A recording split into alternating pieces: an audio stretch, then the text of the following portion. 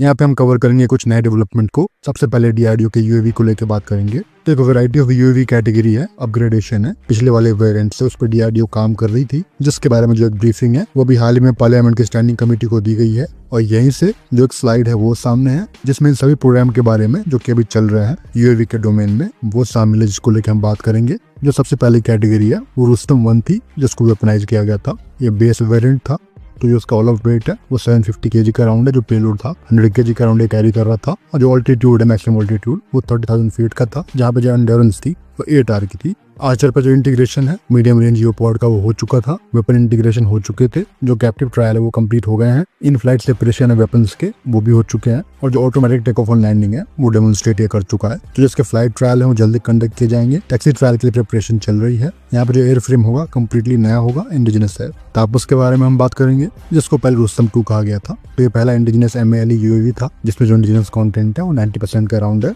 तो ये डीआरडीओ का मोस्ट एडवांस प्लेटफॉर्म है, यूएवी प्लेटफॉर्म है, जहाँ पे जो एंटी जैमिंग सिस्टम है वो है, एनक्रिप्टेड डेटा लिंक है, जो सी बैंड कम्युनिकेशन है, लाइन ऑफ साइट कम्युनिकेशन है वो है, और जो सैटेलाइट कम्युनिकेशन है, beyond line of site communication है वो यहाँ पे है। ऑटोमेटिक टेक ऑफ लैंडिंग कर चुका है। और जो डे और नाइट फ्लाइट है वो यहाँ पे दिए गए हैं। जो सैटकॉम है वो यहाँ पे इंक्लूड है। जो रिमोट वीडियो टर्मिनल है वो डेमोन्स्ट्रेट हो चुका है, यानी कि RVT। ये आपको रियल टाइम डेटा शेयर करेगा, जो वीडियो डेटा है वो ट्रांसमिट करेगा। कई सारे जो मिशन सेंसर्स हैं वो ये कैरी करता है, जिससे कि जो आई-स्टार रूल है वो कर सके। तो ये करने के लिए जो सॉफ्टवेयर है वो AI इंटीग्रेटेड है। जो PSQR थे तपस के लिए वो वैलिडेट हो चुके हैं। फ्लाइट ट्रायल कंप्लीट हो चुके हैं। अभी जो कुछ और ट्रायल है वो प्लान किए गए हैं अगले मंथ में या फिर अक्टूबर में, जहाँ पे जो इंडिजिनस इंजन है डीआरडीओ का 180 HP का, उसको इंटीग्रेट किया जाएगा और फ्लाइट टेस्ट किया जाएगा। तो आप कह सकते हो कि जो सर्वेलेंस रोल है, ISR रोल है, उसमें ये इस्तेमाल अभी भी होगा, लेकिन एक टेस्ट बेड के रूप दूसरे यूएवी के लिए वहाँ पे भी इस्तेमाल हो रहे हैं।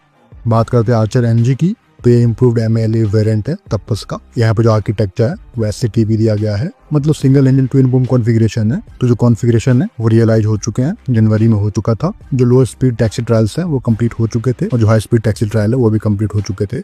इस तरह का जो कॉन्फ़िगरेशन है, यहाँ पे जो ट्विन बूम है वो आप चुनते हो, वो आमतौर पर इस्तेमाल होते हैं आई-स्टार रोल के लिए, ज्यादा पेलोड को कैरी करने के लिए, और जो वेपन है उसको आप माउंट कर सको, जिससे कि हैवी लोड है वो उठा सके। तो जो उसके प्रोटोटाइप है वो बन चुके हैं, उनके टैक्सी ट्रायल कंप्लीट हो चुके हैं। जो फ्लाइट ट्रायल है वो प्लान किया जा रहा है सितंबर में, अगले मंथ में। यहीं पे जो सिमिला का सर्टिफिकेशन है वो मिलता है। मिलते ही जो ट्रायल्स हैं, फ्लाइट ट्रायल्स, वो अगले मंथ कंडक्ट होंगे।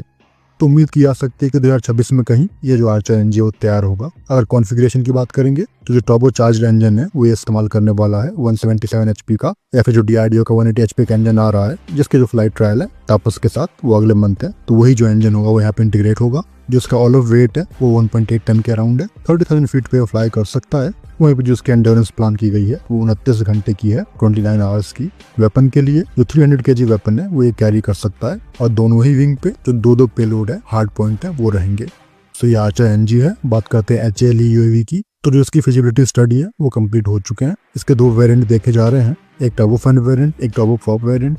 जो CCS का अप्रूवल है वो जल्द दिया जाएगा। इसका DSC अप्रूवल आ चुका है। एक जो कॉन्सुलेशन है जनरल एटॉमिक के साथ वो DRDO देख रही है, जहाँ पे जो 5 क्रिटिकल टेक्नोलॉजी है वहाँ पे DRDO कोऑपरेशन देख रही है।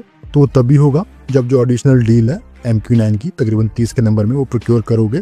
तो उसी के ऑफसेट के रूप में ये देखा जा रहा था कि यहाँ पे जो एक हेल्प है वो HALE में आपको मिलेगी। इसके कॉन्फ़िगरेशन की बात करेंगे तो टर्बोप्रॉप कॉन्फ़िगरेशन में 940 HP ये उसका इस्तेमाल करने जा रहा है। यहाँ पे जो ऑल ऑफ वेट होगा वो 5.7 टन के अराउंड होगा। जो पेलोड कैरिंग कैपेसिटी है वो 2 टन के अराउंड है। स्पीड की बात करेंगे तो जो 390 kmph है वहाँ तक ये जा पाएगा। वहीं पर ऑल्टीट्यूड की बात है तो जो 35,000 फीट ऑल्टीट्यूड है उससे ऊपर ये फ्लाई करेगा। इसकी जो रेंज है वो 1000 किलोमीटर से ऊपर की होगी। और जो आई-स्टार रोल है इंटेलिजेंस गैदरिंग के लिए और इंटीग्रेटेड मिशंस के लिए वो ये करेगा। यहाँ पे जो वाइटेल है वो इस्तेमाल किया जाएगा टर्बोफैन के लिए, और जो SCTP है यानी कि ट्विन बूम कॉन्फ़िगरेशन वो इस्तेमाल किया जाएगा टर्बोप्रॉप के लिए। तो इसमें जो 6 हार्ड पॉइंट है, 3 लेफ्ट और 3 राइट में, वो यहाँ पे दिए जाएंगे, जिस पर वेपन की माउंटिंग है वो कर पाओगे। जो उसका FCS है, फ्लाइट कंट्रोल कंप्यूटर है, वो ट्रिपल रहने वाला है रिडंडेंसी में, मतलब सभी सिस्टम की जो 3 बैकअप है वो आप लेके चलोगे।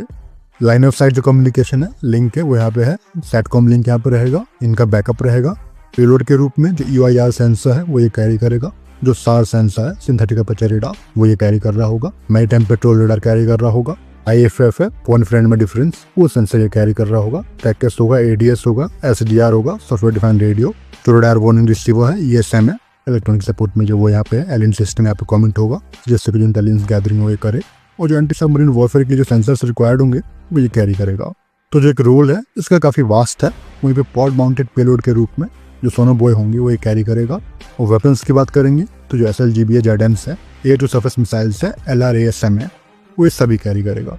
जहाँ तक उम्मीद है CCS के अप्रूवल की, वो इस साल के दिसंबर तक है। होपफुली जो अप्रूवल है वो जल्द आता हुआ दिखेगा। फिलहाल इस वीडियो में इतना ही। जय हिंद।